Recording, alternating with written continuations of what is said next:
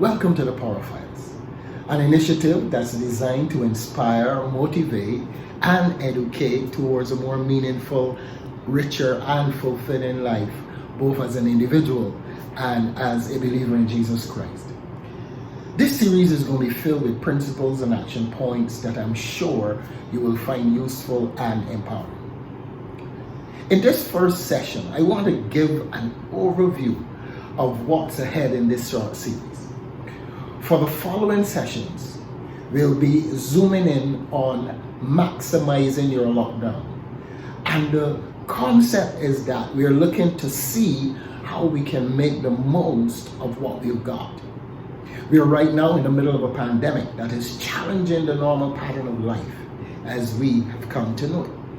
And one of the initiatives being taken by governments around the nation and around the world is to place their citizens on lockdown.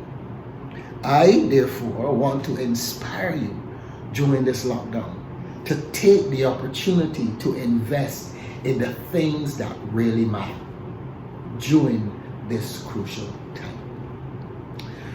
For starters, we must see this time as one of blessing and not of curse. For some, it may seem like a slow melt into insanity, others isolation, meltdown, and even boredom. It is therefore incumbent upon all of us to avoid this perspective. It certainly will not benefit us to complain and murmur about what is or what is not. Rather, be encouraged to thank God for the opportunity to unburden from a hectic school, if you have children, to work, to home lifestyle. And if we are not careful, we'll realize that we go through that whole cycle all the time. So I am seeing this personally as a time where we can recalibrate, where we can take our time now and go easy on and invest in things that really matter. I am therefore suggesting that you can make the most of what you've got. Maximize your lockdown. So here are 5 things that I am sure may inspire you and cause you to operate with a greater sense of purpose in this temporary experience. The first thing I want you to realize, that I have personally realized, is that I must be cognizant that God matters. I encourage you to use this temporary measure as a time to strengthen the most elusive bond with Jesus Christ. Too many believers are echoing the same sentiment. When asked, how would you describe your relationship with God? You know what the regular response is? It can be better. So I'm challenging you. Use this lockdown time to really make that better happen.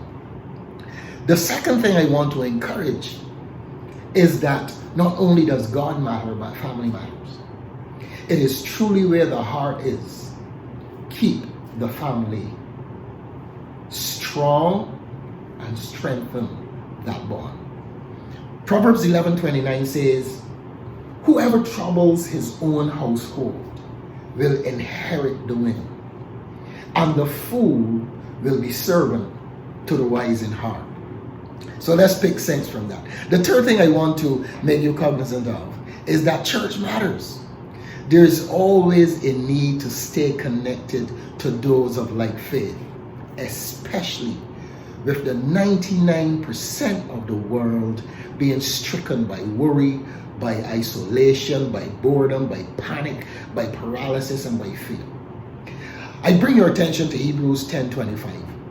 Not neglecting to meet together as is the habit of some, but encouraging one another, and all the more as you see the day approaching. The fourth thing that we must acknowledge is that self matters.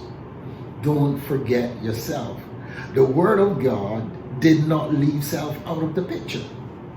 When Jesus was formulating his commandments, he said, look, love your neighbor, and he used self as the yardstick. So please include yourself in this. And finally, Know that others matter. Don't only think about yourself, think about others. Think about others. Kindness and generosity are merchandises of the kingdom. Philippians 2:3 says, let nothing be done through strife or vainglory, but in lowliness of mind, let each esteem other better than themselves. And after all is said and done, after we recognize that God matters, after we recognize that self matter, after we recognize that others matter, after we recognize even that church matters, we come to the point to realize that we must do some things to make all of this happen. It is one thing to be aware of information, but it's another thing to put it all into practice. And so as I wrap up this overview of our first session, I want to wrap up with what to do, things that we can put in place to make it happen. And so the first thing I would want you to do is ask God for help. Be accountable to God. The proverb says in 1921, there are many devices in a man's heart. Nevertheless, the counsel of the Lord, that shall stand.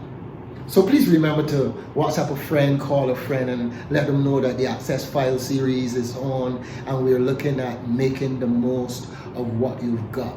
So this first session, thank you for joining me in this first session. This is just an overview of what we're looking at over the next 4 sessions, and I really encourage you to log on and punch in. And remember, make the most of what matters. God bless you.